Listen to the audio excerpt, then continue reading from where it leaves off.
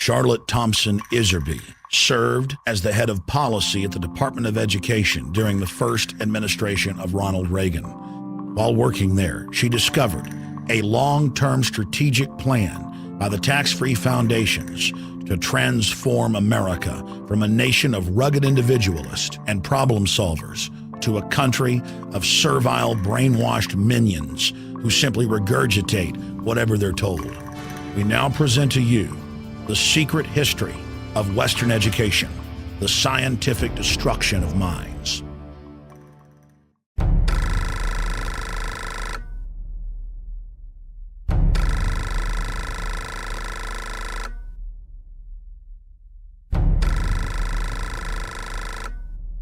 The minutes reveal that in 1910, the Carnegie trustees asked themselves this question, quote, "Is there any way known to man more effective than war to so alter the life of an entire people?" For a year, the trustees sought an effective, peaceful method to alter the life of an entire people. But ultimately, they concluded that war was the most effective way to change people. Oh, God. World War I, horrible war. Oh, God. I mean, it made every other war look like nothing. They sent a confidential message to President Wilson insisting that the war not be ended too quickly.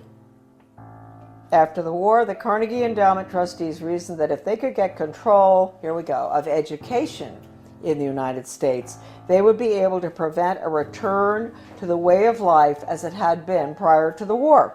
And they recruited the Rockefeller Foundation to assist in such a monumental task.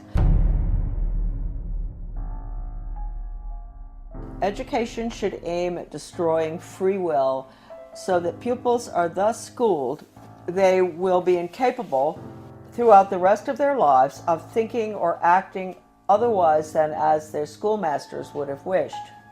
Influences of the home are obstructive, and in order to condition students, verses set to music and repeatedly intoned are very effective.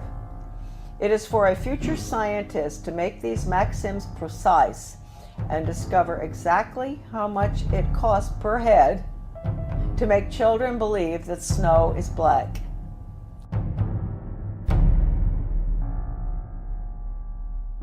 When the technique has been perfected, every government that has been in charge of education for more than one generation will be able to control its subjects securely without the need of armies or policemen."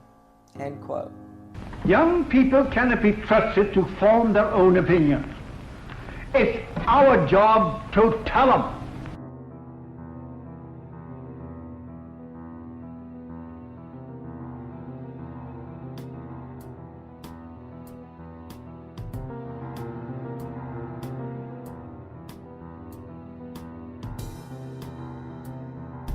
I had never intended to become involved in the battle that all of us are involved in. I had no idea anything was wrong with the way the country was going when as I was growing up, and even during my Foreign Service experience, I found myself mysteriously, I would say the good Lord works in wondrous ways, being put in spots around the world or in my country where extraordinary things were taking place under the guise of change. And we've all heard that so much, you know, from the Obama administration, Bill Clinton, he was the first one to mention change agents, etc. So for some reason I was plucked out, and I found myself being sort of pushed. My name is Charlotte Iserbyt. My maiden name is Thompson. My husband, who I want to give great credit to at this point, was Belgian, from the Flemish part of Belgium. I met him, I'll explain that later, in Europe when I was working at the embassy in Brussels. Without my husband's help throughout the last 30 years, certainly when we came back to Maine, my work never would have happened. And he understood beautifully. He had been highly educated in Europe, and he understood the whole plan. In fact, about 5 years after we had come back to the United States, someone gave me Gary Allen's book, None Dare Call It Conspiracy. I was on the school board, and this lady called me, and she loved the work I was doing on the school board. Of course, nobody else did, but she said, I've got a book for you. She brought it down, and I read it, and I looked at it, and I thought, I've never heard of such thing as this. I mean, this is a conspiracy to really take over the world. Thank you, Gary Allen, who's no longer with us.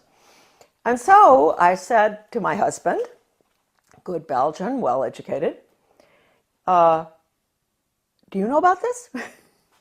And so he took a look and he said, yeah, sure, I know about it. I said, you know about this? You know about the Illuminati and the Bavarian conspiracy? You know about all this, the plan to implement a world order huh? And he said, well, yeah, I learned all that in school. And I thought, oh, okay. So thank you, Jan, wherever you are. I think that maybe you're very involved in helping all of us right now straighten out this mess. We go back. I was born in 1930. Yes, I'm getting there. My mother was from Virginia, a wonderful Southern conservative, wonderful gal. And my father came from Pennsylvania. He came from a family that in mining, and his father was a very recognized mining engineer who ultimately went out to South Africa and opened the gold mines. And my grandfather knew all these people. My grandfather was Skull and Bones. My father was a wonderful person. He was mayor of several towns on Long Island, New York, and in New Jersey, and he was a real constitutionalist. And somehow he was a member of Skull and Bones, but he didn't have anything to do with the power structure there, right? He absolutely nothing, although he did go to their meetings, and he went out to the island for retreats and what that stuff. He went to Bohemian Grove once.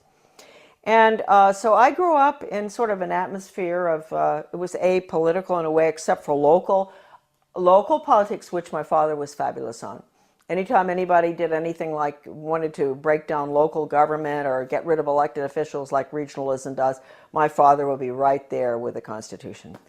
So anyway, I went to private schools, and I got out of prep school in Wellesley, and I decided I really didn't want to go to college. A lot of people thought it was a mistake.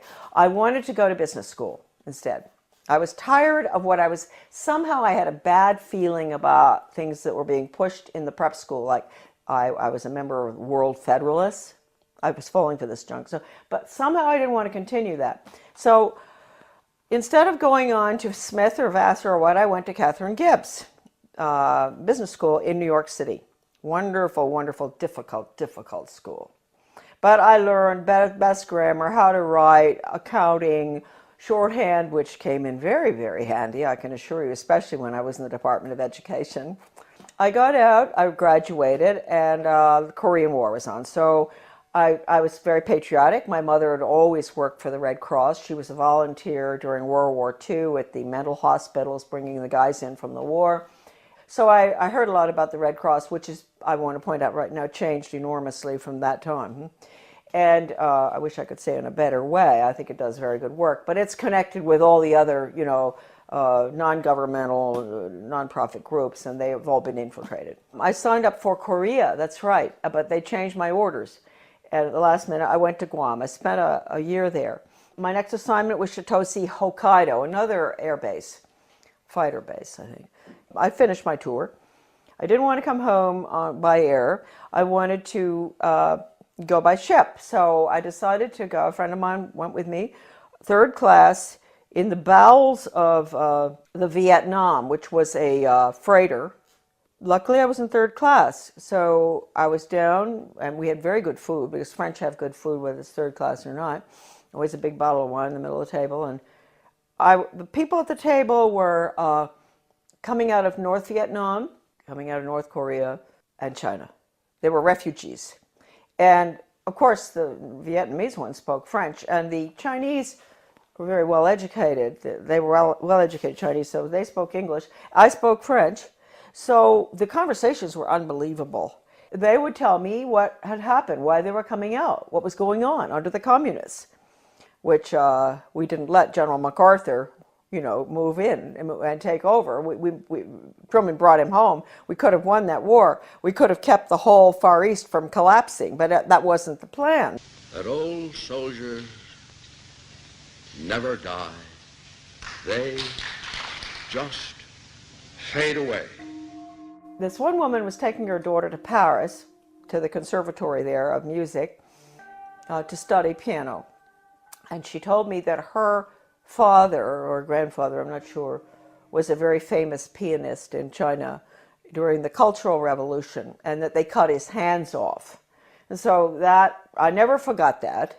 And then the other lady, she was from Vietnam, North Vietnam, and she told me that her grandfather, they killed him because he was opposed to the communist regime, and they cut his head off and they stuck it on a pole, and they marched around town with his head on the pole, which of course was to, warn the rest of the Vietnamese, keep your mouths shut. Don't go up against this regime. Then my father,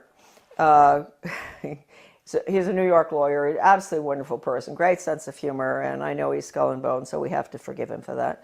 But anyway, so he says to me after, I've been gone for 2 years, mind you. This is his young daughter that he cried when I left, right? What are you doing going abroad? So after 2 months home, he said to me, Char, well, when are you thinking about moving on? And I thought, God, I've only been home 2 months. I've been gone for over 2 years, and they want me out of here. And I thought, well, I guess he's right. I better not hang around home forever. And so I went down to the State Department. I had all the background because of Catherine Gibbs. That's the best thing that ever happened. I had the credentials to get into the State Department to work for ambassadors, which I did, assistant secretaries. I worked in Washington in Soviet affairs, in Middle Eastern affairs when all the Suez Canal stuff and everything was going on. I took dictation from John Foster Dulles. I'll never forget once when he was this was really during the tremendous problems with the Suez Canal and everything, and he had Golda Meir and the ambassador from Israel, to the United States there. This is so funny because I was taking shorthand, and so all of a sudden someone kicks me under the table. Golda Meir, she's kicking her friend, the ambassador of the United States, whose name I can't recall right now, and kicked me instead. And I said, oh, gee. And she said, oh, I'm so sorry. She said, he's dictating too fast. He's a very good friend of hers. Dictating too fast. There's no way you can get it. So anyway, those are little funny stories about the State Department. But anyway, and then I was in Soviet affairs. I saw very strange things there. I went to South Africa. I worked for the ambassador in South Africa. Fascinating, because my father and my grandfather actually had lived in South Africa. Then I got sick and I came back to the States, and then they assigned me to work for Ambassador Douglas MacArthur Jr. That's the nephew of the general, and in Brussels. He was a wonderful man. He was not easy to work for, but he was a wonderful person, good American. And that was at the time, again, you see where these things kept happening in my life. This was the Belgian-Congo crisis, and in Katanga. And I was there. I saw all the cables coming in regarding the UN troops and how they were raping citizens and nuns, and people were dying and all. So I was there in Brussels. Here I'm learning, Charlotte's learning, that the UN isn't what people think it is. And all these cables coming in. I meet my husband. I meet him on a train going skiing. That's how I met my husband.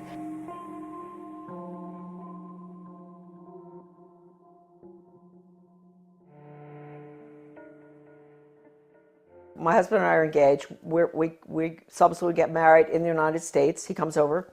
Then we go back to Belgium, and we're there for about 4 years. And then from there we go again to a hot spot, which I didn't realize. I'm talking about the weird things that happened. The hot spot was Grenada. I could see then from our house overlooking the bay, the lagoon in St. George's, all this activity. Boats coming in with strange flags. Stokely Carmichael came down there to sort of stir up the pot to get the Grenadians, mad at the rich, nasty capitalists who owned these yachts and all. It was really getting bad there. And I knew the political situation well because we had Grenadians working on the boat. I had a lot of Grenadian friends in government as well. Anyway, we left. We were there about 5 years. And then when we left, I remember telling our Grenadian friends, you're going to have trouble here. There's troubles coming. And of course it did in 1984, I guess. That was one good thing Ronald Reagan did, which I was opposed to because it was a UN move, but he saved a lot of my friends from being killed by the Soviet regime in Grenada by moving in there to protect, so-called protect American students. But it was really the oil pipelines, I think, of Rockefeller that we were protecting. We're in Grenada. We go back to the United States. I put the children in public school. So here we go.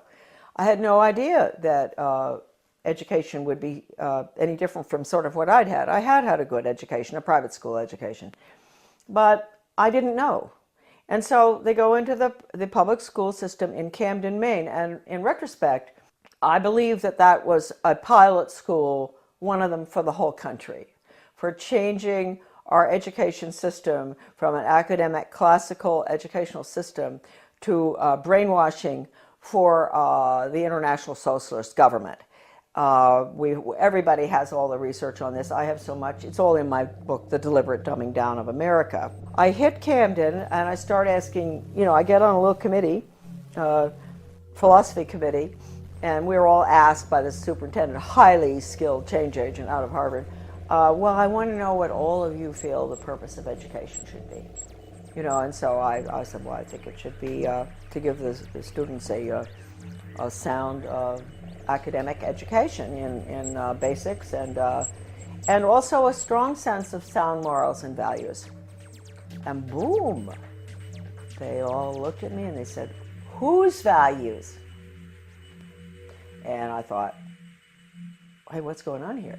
I said, well, what's happened in my country? I mean, don't we still have the same values? I mean, what don't we all sort of agree? You don't steal, you don't rob, you don't kill babies, you don't kill people in war, you don't, a lot of things that I thought we believed in. You don't lie.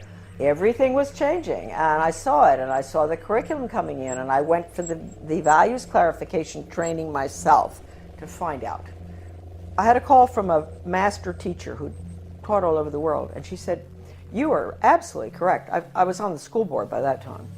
After 3 tries, I got on. And she said, you're absolutely correct. I want to pay for you to go for some in-service training.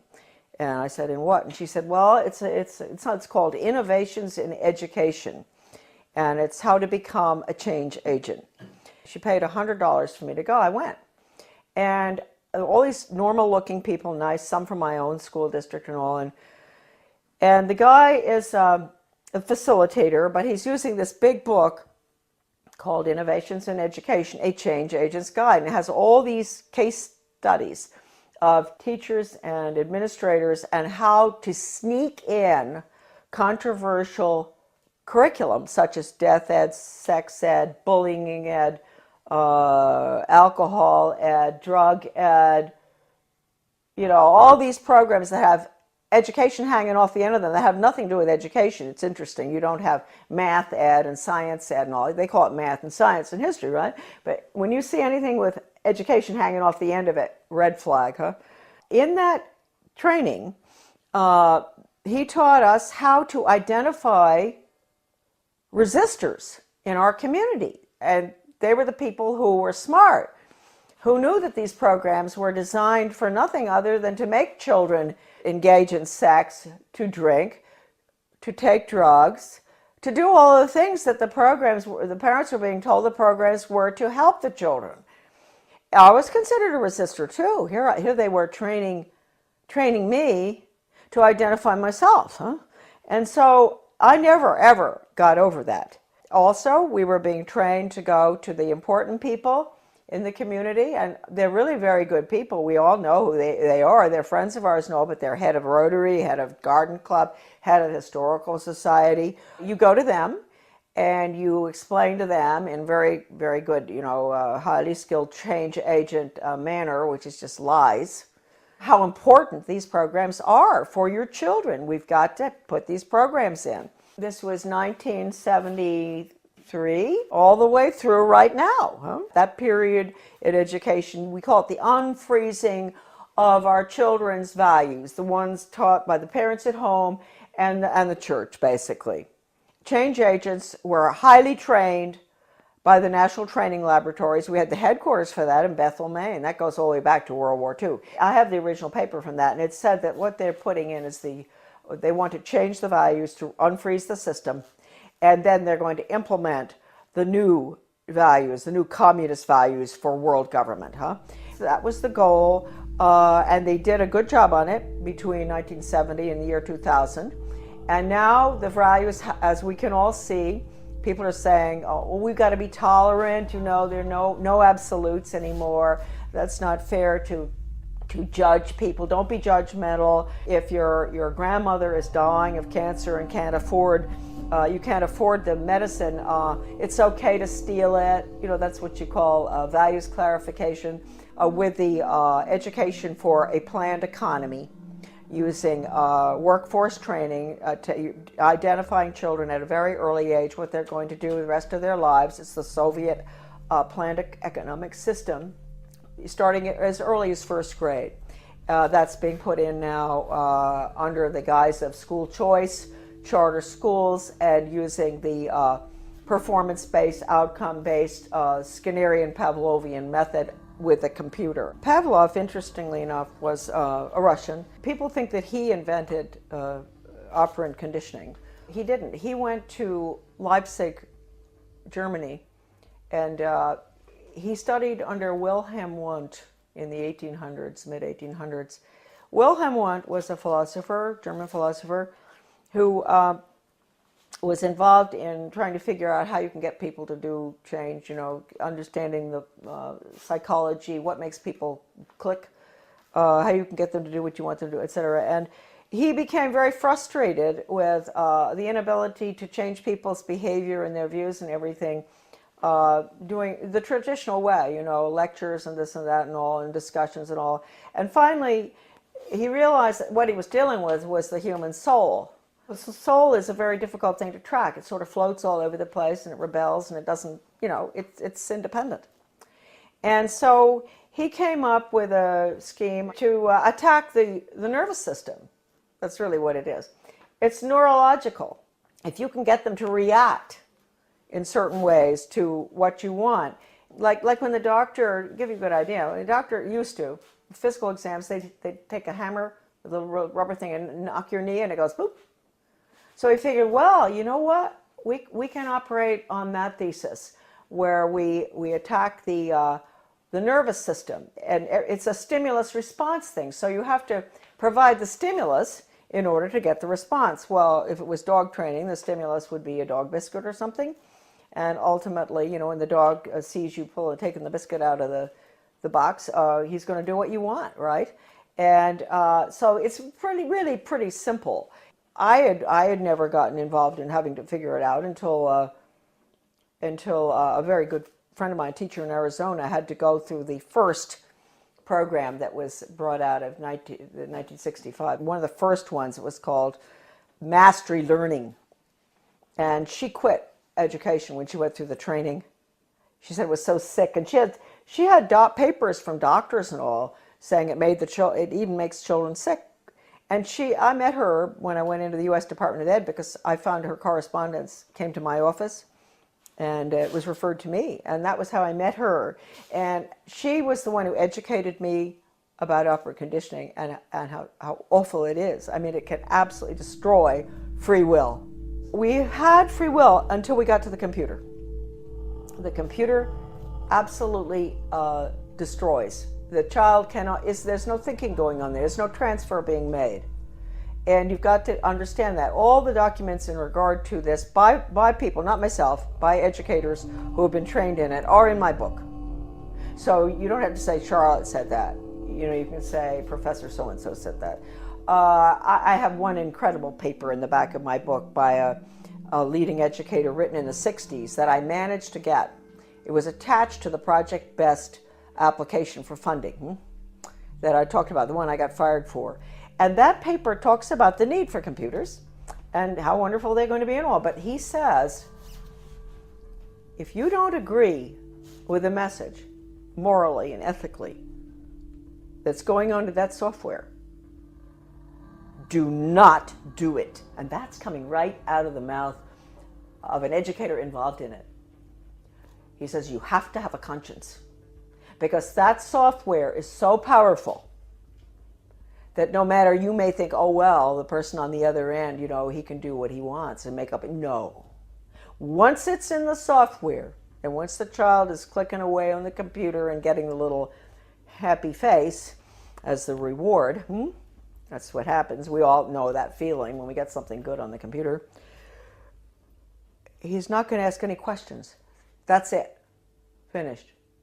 And it can bring the student to a certain totally opposite position in their thinking using Socratic questioning. So it's very dangerous.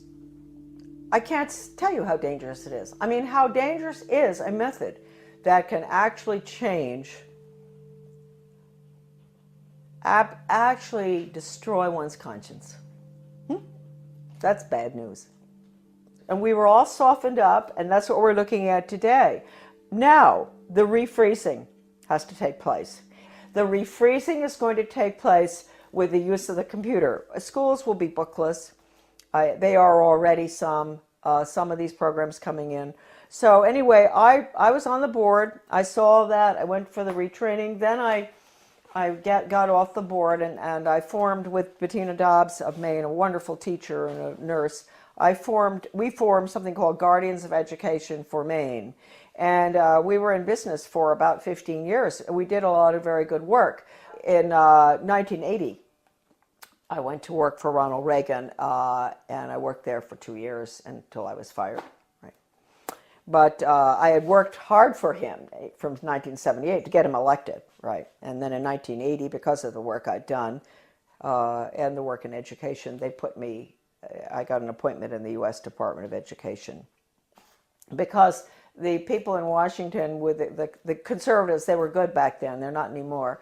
They were very impressed by the work I'd done in Maine on education. So they pulled me down and put me in the U.S. Department of Ed in what was the most important slot probably in the world in education. I know people out there are shaking their head and say, why would they put her there? She doesn't have a college education, right? Why are they putting her in there? Well, they knew, first of all, Reagan had promised to get rid of the Department of Education, something he didn't do, and I will hold that against him forever, because he could have. Since that was the plan, when they were staffing the department, they didn't have to put important people in those old slots. Like my slot that I got put into would have been filled by the former president of Harvard or Stanford or something, right? Or University of Chicago. That job had been held in the past by very important people in education. But since they were getting rid of the department, it didn't make any difference. So they just plopped me in. Now talk about the hand of God, huh? And all my files were full of everything they planned on doing. And so I don't even think my boss knew this. You know, he was a so-called conservative. But he became very suspicious about me because I was always busy. Even though I didn't have a lot of work to do from him, I was always busy because I had lots of things to read. And I would stay after work. I'd stay until 2 a.m. in the morning. When everybody was gone, I'd get into everything. Sure, if it had just been the job and all the files and everything had been whisked away by these former very important educational change agent communists, Marxists, I would not have found stuff, but all the stuff was left in the office. What I saw was so depressing. That's hardly the word. I mean, this was the education of Charlotte. It was the greatest horror story I had ever encountered. And at one point, he sent me, he wanted to get rid of me out of that office. He sent me up to the National Institute of Education, which is where all the research is performed. They send out all the grants and contracts to the universities or schools or whatever from there. I found out I was really in the belly of the beast right there, because I had access to all the computer printouts of all the grants and contracts of your money, folks, going out not just across our country, but all around the world, about how to change the education system from academics to a brainwashing using Pavlovian, Skinnerian, operant conditioning computers and workforce training for the globalist economy. the corporate fascist socialist communist government that's coming right in this minute. I had a friend from Maryland who used to come in. She had a huge Cadillac, and I'd get all my stuff and put it in, interesting for Maine people, LL bean bags. You know this big LL bean bags? This huge ones. And I'd put all the papers in there, and at lunchtime we'd meet uptown for lunch. She'd come in, marvelous gal, Australian, who I absolutely love, probably one of the finest Americans who ever, she was Australian, but she did more for our country than anybody I've ever known. Brilliant. We'd meet, dump the stuff in her car, go have lunch. She'd take it home. She'd get some of it out to the people across the country.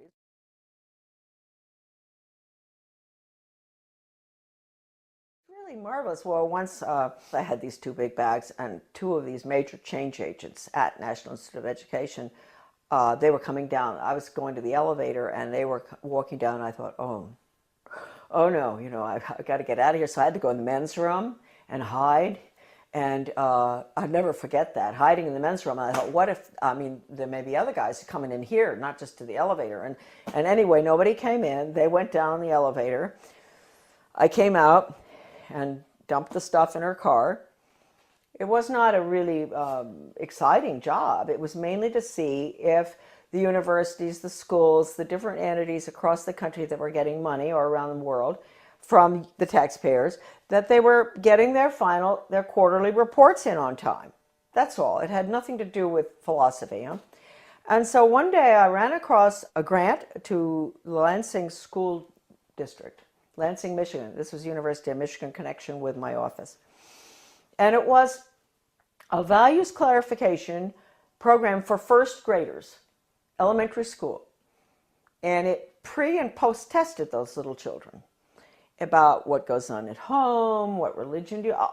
And I looked at this thing and I thought, what on earth are they doing? And so I turned to this bureaucrat who was working with the GAO about financial things, and I said, look, we're doing waste, fraud, and abuse. I know that. But I said, take a look at this. Don't you think that this is pretty wasteful, fraudulent, and abusive in another way? And so he took a look at it and he said, oh my Lord. He said, this is horrible. And really nice guy, bureaucrat, Washington. People sometimes get after all the bureaucrats. They're not all that bad. Some of them are just like us, and they care. And I said, well, look, you know, I'm only meant to be here 2 weeks, but could you give me extra time? Because I want to go through all these grants and contracts. And he said, you can have as much time as you want. So I spent 6 weeks up there going through all the stuff. And I can't tell you how horrible. First of all, even if you don't care about children, you don't care about education, you don't care about your country, you don't care about anything, people? Are there people out there who don't care about anything? They do care about their wallet, huh? You should care about this money that has been spent in the name of education. It's total brainwashing.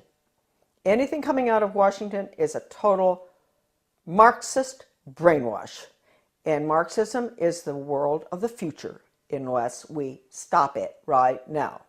I'm fired for leaking one of these documents to Human Events. It was the one that put technology into, with the computer on, with the curriculum on it. It was a grant going out to every single state with the computer curriculum for the state. Can you imagine? Designed by Washington and all the different government education associations. And within that big paper that I found, Better Education Skills Through Technology, it was called, Project BEST. I found this one paper, this was sort of a draft, and it said, what we at the federal level can control and manipulate. That's a direct quote, colon. And then it listed, this is for us at the local level because we don't know how to run our own laws, and the state. I get fired. Then I write the president, I write Reagan, and I tell him what's going on in the department. And I said, you would be shocked if you knew. This place has got to be shut down, etc. And it was a long letter. I explained everything, that the U.S. Department of Education is a Marxist factory designed to destroy any semblance of good values academics, etc., and to make sure our children march blindly into a socialist communist world government. That's the goal of the U.S. Department of Education. They didn't want anyone to know that Ronald Reagan had that letter. So I never got a reply. I tried to. I called Ed Meese. I went home, called Ed Meese, who was the chief counselor or whatever in the White House, and I said, I want to talk to you all. I want an answer to that letter. Finally, I went down and talked with Ed Meese's aide, Ken Cribb, and I said, he patted me on the shoulder, you know, that way they do that. Oh, Charlotte, aren't you pleased to know the president got your letter? That's an admission right there. I know he got it because John Lofton, a journalist at that time in Washington, called his office, the White House, back in 1983 or something, and asked. And they said, yes, it's on his desk and he's marked it up. So let's get that straight. He had it. The purpose of that letter was to make sure that that department is abolished and the American public education is returned to its original status, run at the local level and with elected school board members and with no influence whatsoever from the federal or international level. That's how it should be. It was the best education system in the world. That's what I was asking for. Anyway, it didn't happen. That letter to Reagan, again, is on my website, Deliberate Dumbing Down, under a PDF. I wrote in 1985 a book called Back to Basics Reform or Skinnerian International Curriculum. And to make sure people read this little 39-pager, I decided to put an asterisk so that they didn't really have to read it. I put an asterisk which said, necessary for United States participation in a one-world socialist government plan for the early years of the 21st century. When the conservatives, the neocons, let's call them that, not Goldwater people, when the neoconservatives, Heritage Foundation, all of those groups, I'm sorry folks, when they saw that book, they boycotted it. They boycotted that book, which told Americans exactly what I just told all of you, what I'd seen, and that we had to get rid of the department. And it all happened under Ronald Reagan. You call it what you want, corporate fascism, socialism, communism, planned economy. You call it what you want. What is it? It's really, it's horrible. Your children have no upward mobility whatsoever. I told you earlier. I said, yeah, they're put into a slot early on. The government and the schools, they decide what your child is capable of doing the rest of his life. He might be able to sneak out of that sometime if he's brilliant and do his own thing, but it's unlikely. So it's fixed. This is the end of upward mobility for our children, end of freedom for this country. Planned economy is the end of freedom. It's a failed system, but there are people at the top who live very well by it. And then I find out that Ronald Reagan has signed an agreement with Gorbachev to merge the two education systems. Well, you can't tell me that conservatives didn't know that was going on, because I know some who were at Geneva when this happened. And they didn't do anything about it, but we found out. And so we fought this United States-Soviet Education Exchange Agreement. The Carnegie Corporation also signed agreements. Basically, most of that was to do with computers and technology and critical thinking for little elementary school children. Those agreements were signed. We raised $5,000 to put an ad in the Washington Times to expose that. It was called Educate is Worse Than Watergate or something. And but again, we got no support because that information wasn't meant to get out. Then about 4 years after the fact, my little article was called Soviets in the Classroom, America's Latest Education Fad, that nobody would touch. The conservatives, all the different conservative groups, media and all, would not publish it. And all of a sudden I got a phone call from a wonderful man by the name of Robert Morris. He was a judge from New Jersey. He calls and he said, I'm now the president of America's Future. And I had tried to get this article published by America's Future, Soviets in the Classroom. And I couldn't get it published. It was interesting because America's Future used to do a lot of articles on bad textbooks and everything in the United States. And I thought surely they would be interested in the United States-Soviet textbook agreement too, and exchanges. And I was sure but no, they would not publish it. So this Bob Morris became president. He found my article in a drawer in the desk that was left there, the manuscript. And he read it and he thought, oh, what is this? Can you imagine? He's a leading conservative himself, very important person. He had not heard about it. He had not heard what Reagan had done. It's happened ever since 1958, when the first agreement was signed by Eisenhower with the Soviet Union at the peak of the Cold War. And then the various agreements have been signed all the way through until recently, one with China.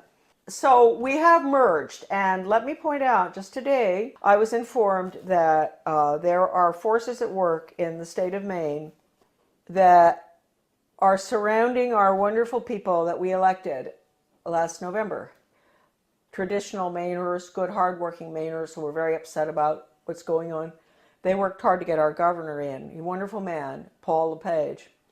And I want to warn all of you that out in your states, if you elected some really good people, they've been surrounded. And you've got to be very careful. You've got to let them know not to go along with any of the agendas that call for regional government or consolidation. Because regionalism, you know, the merging of services, the police forces in one town, police force merges with another one, the schools consolidate, all the little schools merge into a big one. They tell you that's to save money and all. They're lying to you because it doesn't. We know that. It doesn't save money. But what it really is, regionalism is communism. And I have an article, it's in Deliberate Dumbing Down of America. You can look up the name Zeitlin. You will see this communist writer for the Communist Daily World in the mid-70s talking about the need for the United States to implement regionalism and consolidation. It's communism. So any effort that you see out there where they use the word, they don't use the word regionalism that much anymore, they're getting smart. They use the word consolidation.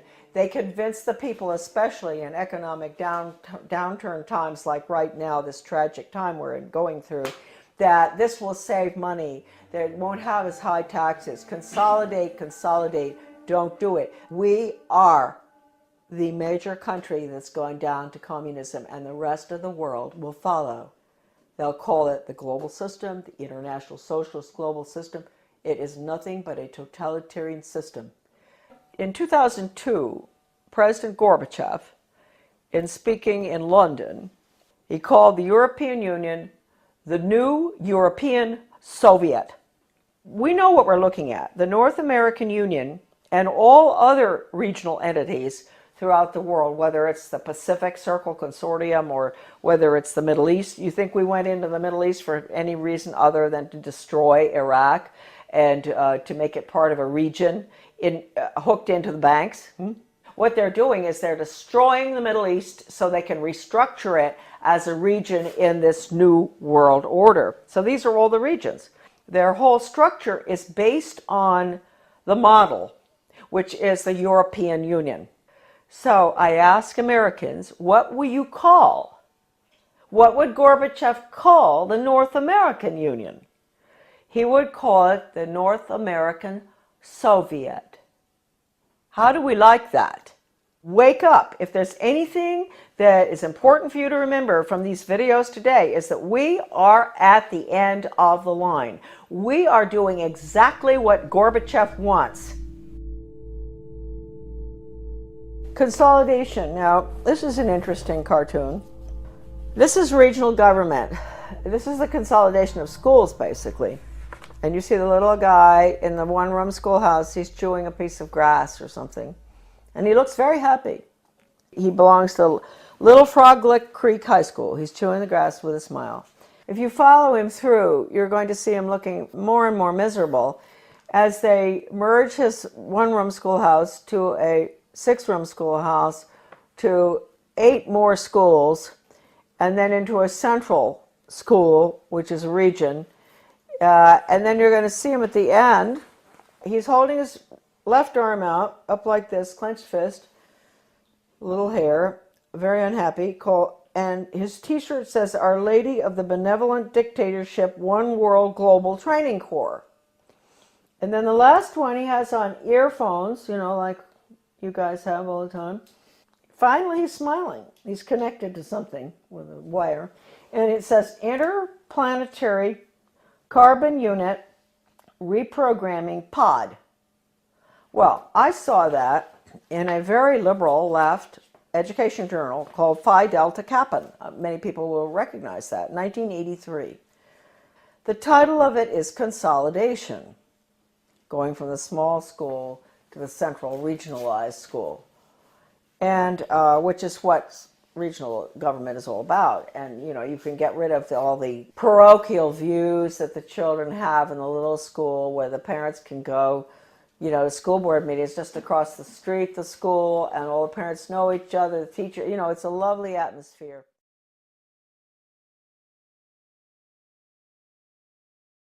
And then you end up with all the children going long distances on the bus, which is no good for them, to the regional school. And then you have country boys and girls who are being mixed with city boys and girls. So then they get into the drug scene. So we've seen with consolidation that the test scores go down, the drug problem gets worse, the cost of education increases, although they tell you that consolidation is to make it cheaper. A lot of people just don't understand the word consolidation. Consolidation is consolidating all the services together under the guise of this is going to be cheaper for you. But in the process, what happens is you lose all your elected officials because all of these entities are being merged. So at the local level, you don't have any representation anymore. And ultimately, you spend far more. That's the whole restructuring of our constitutional form of government, is being thrown to the wolves in favor of this regionalism and consolidation system in every area. Education, you know, government bureaucracy to make things cheaper, you name it. Planning, the word is central planning. That's the Soviet system, central planning, regionalism. No matter how beautiful everything looks outside, no matter how good those restaurants are in your town, or the good funny movies, or the whatever, no matter whatever beautiful things you see in your life and your family, etc., folks, it's curtains. October 24, 1975, the World Affairs Council of Philadelphia issued a Declaration of Interdependence, written by well-known historian and liberal think tank Aspen Institute board member Henry Steele Commager. This alarming document, which called to mind President Kennedy's July 4, 1962 speech calling for a Declaration of Interdependence, Kennedy, was written as a contribution to our nation's celebration of its 200th birthday and signed by 125 members of the U.S. Senate and House. When in the course of history the threat of extinction confronts mankind, it is necessary for the people of the United States to declare their interdependence with the people of all nations and to embrace those principles and build those institutions which will enable mankind to survive and civilization to flourish. 2 centuries ago, our forefathers brought forth a new nation. Now we must join with others to bring forth a new world order. We affirm that the economy of all nations is a seamless web, and that no one man can any longer effectively maintain its processes of production and monetary systems without recognizing the necessity for collaborative regulation by international authorities. This little blue book is called Conclusions and Recommendations, and it has a weird title, and you'd think it only deals with social studies, but it doesn't. It's the report of the Commission on the Social Studies. It was funded by the Carnegie Corporation. And the book virtually recommends that the curriculum all be geared towards the Soviet system. Internationalism, planned economy, etc. It's been referred to by a leading British professor of British socialism as a plan for a socialist America. This book is at my son's website, AmericanDeception.com, thank heavens, because this is the only copy that exists in the whole world, right here. All right, so that's dated 1934. And what they're doing there is they're really talking about putting in a planned economy. So that's what we're putting in right now with the program that's just gone into our little school in Dresden, Maine. We've put in the Di Lorenzo Reinventing Schools plan, which I said earlier, your children will be graduating at 14 or 21. No grades, no ABCD, no kindergarten through 12th grade, because it's going to all be workforce training, and the curriculum will be based on the Malcolm Baldrige Total Quality Management Award that has only in the past been given to Cadillac and Hilton Hotels and things like that. The Malcolm Baldrige National Quality Award gets results. We're not there yet. We're continuously improving, and it's something that is so deep in our organization that the concepts and principles of Baldrige will be applied forever here. So this same Carnegie Corporation in 1933 instituted the 8-year study, which went on until 1941. That's the Skinner method, performance-based, results-based. That's all what you can do, not what you know in your head. They don't want children to think or know anything, no history. It's what you can do for the good of the global economy. And the Education Commission of the States, a very important unconstitutional regional entity which controls education in every state as well, they had a little newsletter that I used to get. And one day I was reading it and my eyes went down to the bottom of the page and I said something. It said outcomes-based education is, and of course I'd always been fighting outcomes-based education, and it said it was experimented with for 8 years in the 1930s and 40s by the Carnegie Corporation. It was called the 8-year study. So nothing's new, folks. If we think the outcomes-based education that which is the biggest dumbing down education system that ever happened with children graduating at 14, right? If we think that it's new, no. It came from the 8-year study, which again was Carnegie. Okay. Now Carnegie, we might as well mention this at the same time. 1965, the Elementary and Secondary Education Act, Carnegie was all involved in paying for the national assessment, which is all 60% politically correct. That's the test that all schools around the country have had to give for the past, ever since 1965. Now it is 60% politically correct. Your kids' ideas on global warming, sustainable development, a world government, the fact that Constitution's outmoded, all that. So they paid for the national assessment. They were the ones instrumental in putting up the money for the Education Commission of the states in Denver. In your Senate Education Committee in your state, there's always going to be one person who is on the membership of the Education Commission of the states. So there'll be about 50 state people. So they get their orders from the Education Commission of the states. That's Carnegie, paid for that. In 1985, Carnegie signed an agreement with the Soviet Academy of Science. At the same time, Reagan signed the agreements with Gorbachev to merge the two education systems. Carnegie signed with the Academy of Science to develop computer courseware for elementary schools dealing with critical thinking.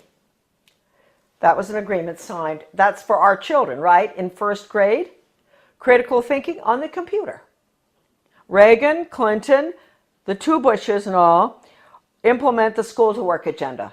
That was the beginning of the planned economy under Reagan. So then Mark Tucker comes in, Carnegie.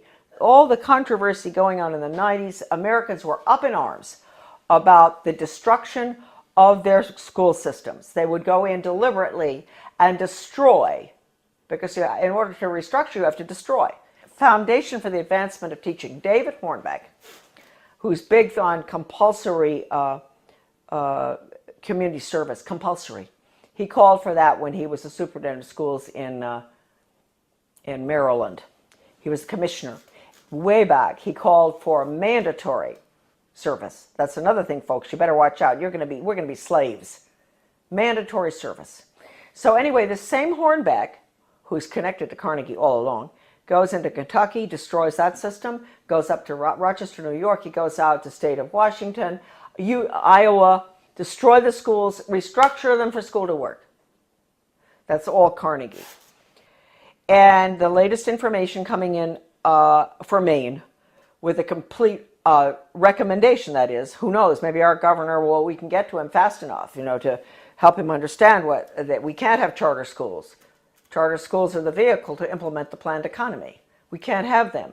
They're unelected school boards anyway. We don't even have a school board with a charter school. They get federal money. Why no school board? They get federal money, so we have to give the federal test. No charter schools, forget it. So all of this is coming together, coalescing at the same time. The 3,000-page hearings of the congressional investigation of the Reese Committee on investigation of the subversive activities of the tax-exempt foundations, I bought the only available copy in the country, 3,000 pages, from a really good friend of mine, a wonderful American. He had been offered any amount of money for that 20 years ago by one of the minions of the tax-exempt foundations. They did not want that copy to be floating around.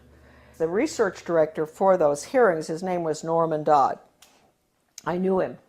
And the conversation that I'm going to discuss right now that he had with the president of the Ford Foundation, Rowan Gaither, was off the record in New York City at Ford Foundation headquarters. And Norman Dodd told me over dinner in Washington, D.C., in a restaurant in Georgetown, Rowan Gaither said to him, Mr. Dodd, basically, we at the foundations, we don't determine the agenda. The agenda has come from directions from the White House. That was Eisenhower at the time, right at the peak of the Cold War. And that agenda, our instructions are to use our tax-exempt status, your money, folks, change America so it can be comfortably merged with the Soviet Union. Now, a lot of you may say, well, that never happened. Well, it's happening right now, folks. It's happening right now, as we speak. Foundation-funded non-bloody revolution. Committee Chairman Carol Reese warned fellow congressmen of a diabolical conspiracy that a certain few foundations were financing the socialist and communist overthrow of the United States. After World War I, they tried to get the League of Nations in. And there was tremendous opposition to that. And then you had opposition between then and between World War II. You had Lindbergh and a lot of Americans going before the Congress to keep us from going into the UN. You had all sorts of opposition. But they got their way. The Reese Committee learned that the Rockefeller Foundation and Carnegie Endowment for International Peace were, with tax-exempt dollars, funding leftist propaganda operations aimed at changing America through the brain, not the battlefield. Patriotism, national sovereignty, individual responsibility, and Christian beliefs were belittled, while the concepts of a one-world government, socialism, collectivism, and humanism were deemed essential for peace in the modern age. A clandestine and successful non-bloody revolution had been masterminded by some of America's most powerful and devious men who did not want to be exposed by a congressional investigating committee. The man chosen by Reese to be the committee's research director was Norman Dodd, Yale graduate, intellectual, and New York investment banker. During this writer's frequent visits to Dodd's retirement home in Keene, Virginia, he repeatedly spoke, Dodd, of his conviction that justice demanded that those foundations should be compelled to spend a like amount of dollars to undo the damage they have done to America, end quote. Dodd sent committee questionnaires to numerous foundations, and as a result of one such request, Joseph E. Johnson, president of the Carnegie Endowment for International Peace, invited Dodd to send a committee staffer to Carnegie's headquarters in New York City to examine the minutes of the meetings of the endowment's trustees. Now, this is Carnegie we're talking about, the one I always go after. These minutes had long since been stored away in a warehouse, and obviously Johnson, who was a close friend of former Carnegie president and Soviet spy Alger Hiss, had no idea what was in them. Don't forget, Alger Hiss headed up the UN in San Francisco. He was the head of the whole thing, world government. The minutes reveal that in 1910, the Carnegie trustees asked themselves this question, quote, is there any way known to man more effective than war to so alter the life of an entire people, end quote. This is in the minutes. For a year, the trustees sought an effective, peaceful method to alter the life of an entire people. But ultimately, they concluded that war was the most effective way to change people. Oh, God. World War I. Horrible war. Oh, God. I mean, it made every other war look like nothing.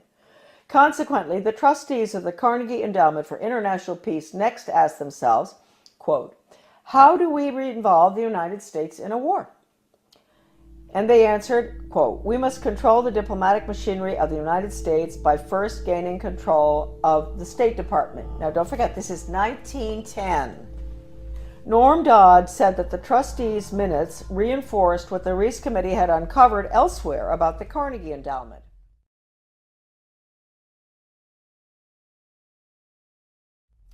That it had already become a powerful policy-making force inside the State Department. During those early years of the Carnegie Endowment, war clouds were already forming over Europe, and the opportunity for the enactment of their plan was drawing near. History proved that World War I did indeed have an enormous impact on the American people. For the first time in our history, large numbers of wives and mothers had to leave the home to work in war factories, thus effectively eroding women's historic role as the heart of the family. The sanctity of the family itself was placed in jeopardy. Life in America was so thoroughly changed that, according to Norman Dodd, quote, the trustees had the brashness to congratulate themselves on the wisdom and validity of their original decision, end quote.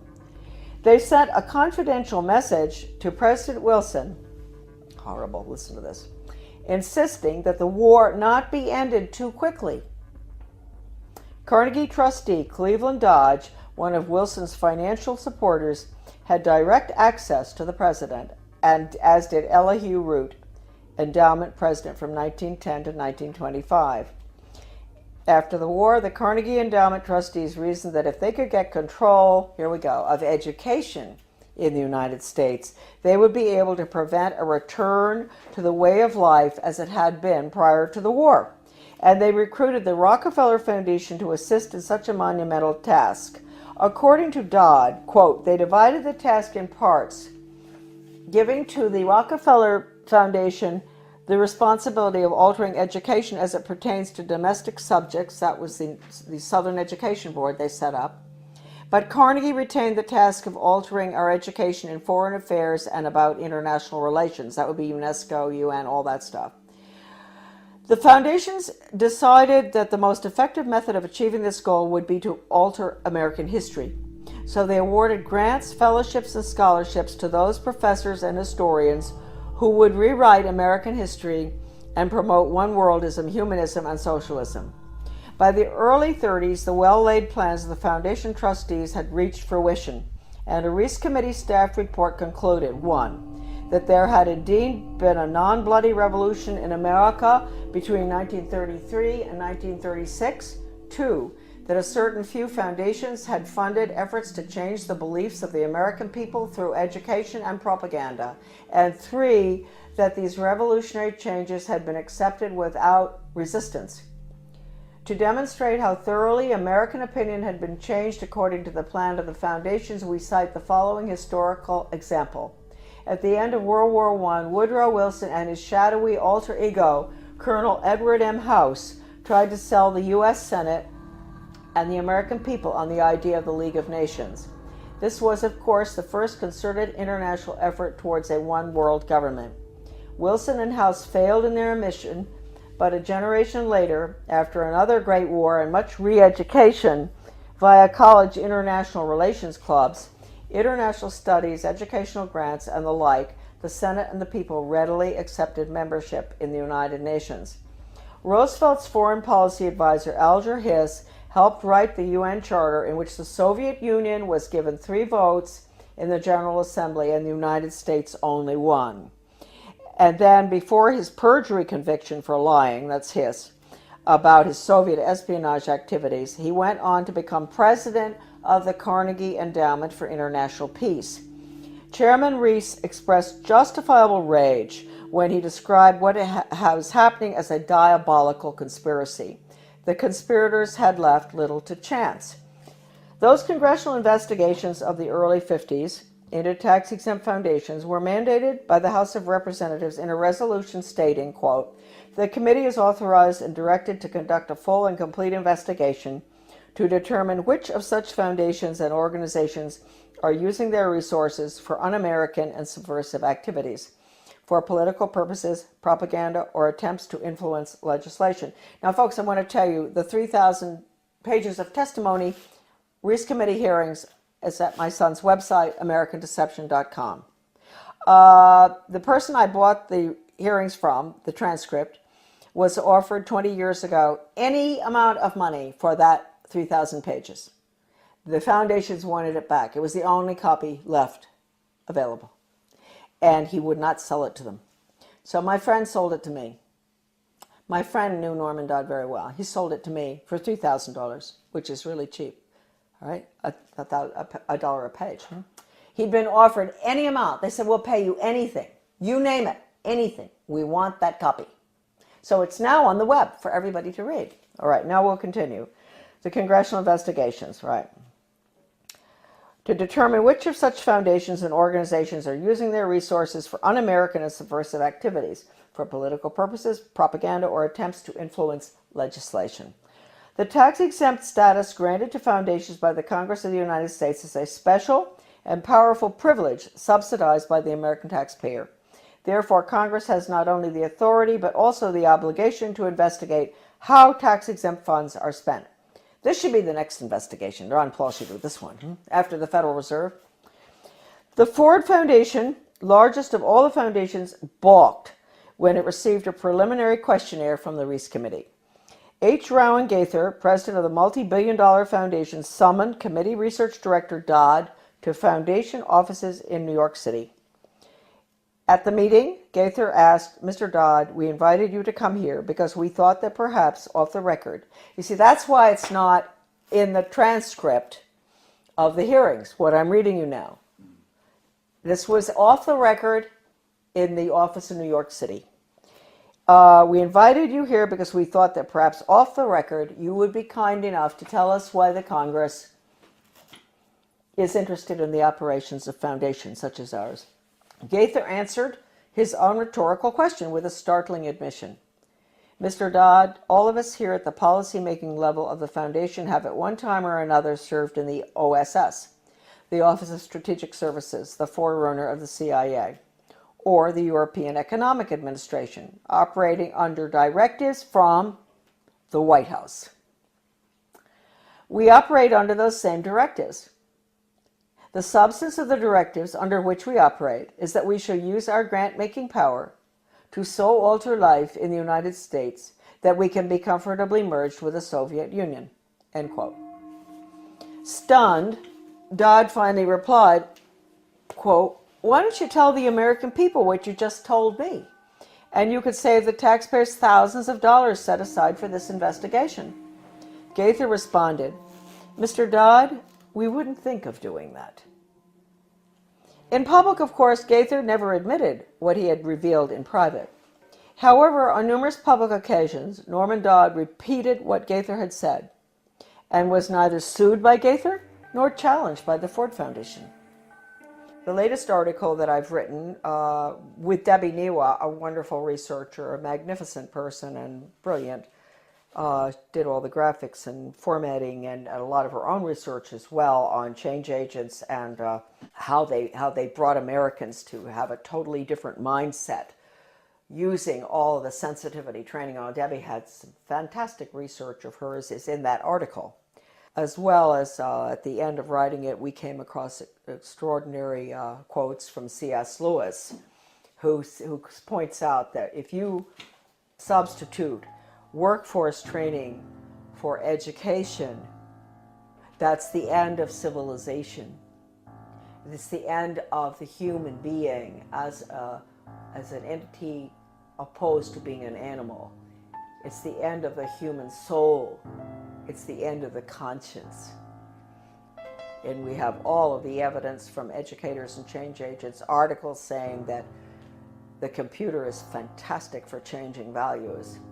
an educator with the World Institute for Computer Assisted Instruction. His name is Dustin Houston, where he talks about, won't it be wonderful when the child in the smallest school, most remote area in the country can have the curriculum developed by the world's finest psychologists, and nobody can get between that child and the curriculum. Parents, wake up. That means you, parents, you can't get between the child and that curriculum. You can't control anything anymore. You've lost it. This is going in right now. And they say this works too. What works? I always wondered when I saw this stuff titled What Works in the U.S. Department of Ed, and I didn't pay too much attention. And one day I picked it up, something, and what works? Yeah, dog training works. If you reinforce, if you give rewards and all. And mind you, folks, the rewards are being passed out galore all over our country now, not just in education. In my former town of Bath, the police, the community-oriented policing system, the police are giving rewards to citizens who do good deeds. They give them a little medal. They see them help an older lady across the street who has groceries. The police determine what the good deed is. She gets a medal. That's a reward. That's conditioning. That's operant conditioning. You're going to end up with a society that never does anything for the sake of it being right. And they're never going to take a stand against anything unless it's approved by the government. So that's going to be the result of operant conditioning. It's throughout our community right now. The Secretary of Education, Arne Duncan, when he was in Chicago, with the Chicago schools, he even recommended paying students for good grades. Now, that's why teachers are up in arms about merit pay, performance-based pay. That's the same thing. They're going to pay the teachers for students getting good test scores. Now, wait a minute. First of all, you might think that sounds good. No, you got to ask yourself, what's the test? It's hard to believe that anybody would deliberately do this to children, but they are. They're evil people, and their agenda has been evil ever since this book was written. This is it. Proofs of a Conspiracy by John Robison, great Scottish scholar back in 1798. He was a Scottish Freemason, and he went to France and studied, French Orient Masonry, and was so shocked by what he saw, it was so much worse than the Scottish Rite, that he went back and wrote that book, which he actually did give a copy to George Washington. That book is like a global education textbook being used in the American schools right now. It talks about 1798. This is after the French Revolution. Get rid of royalty, get rid of religion, get rid of the family. That's basically what's in the book. They talk about dropping borders. Sounds just like a global ed curriculum. Turning the children against their parents. It's pure communism. That's why I say that now, basically the only thing that we can do, certainly with education, which is being turned into nothing but corporate school-to-work agenda, using the Soviet-Cuban Polytech system where they pull the children out, send them over to the cigar factory, at noon to learn how to make cigars. The same thing here. That's being put in. It's been in the works for 30 years. The nail is going in the coffin right now. It's coming out of Europe. It's the program that's going through Maine right now is called Reinventing Education. De Lorenzo. This is all in my article, The Death of Free Will.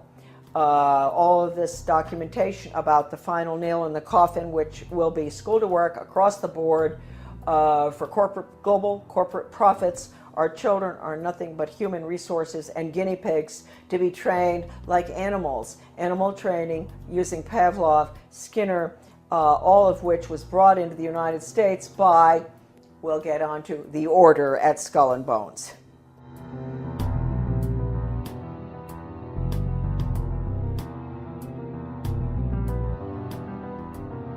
Coming soon to PrisonPlanet.tv, part 2 of our in-depth interview with Charlotte Iserbyt. We will expose the secrets of the Order of Death, publicly known as Skull and Bones. Mrs. Iserbyt's information, obtained from her father and grandfather, who were members of Skull and Bones, was the key intel used in the seminal work by Anthony Sutton on Skull and Bones. In part 2 of this key interview, soon to be released at prisonplanet.tv, she will reveal even more information, some of it never before seen or released. Visit Infowars.com and PrisonPlanet.com. When you're on the sites, you can also tune in 24 hours a day to my daily radio broadcast. There's also a free iPhone app to listen to the syndicated radio show when and where you want.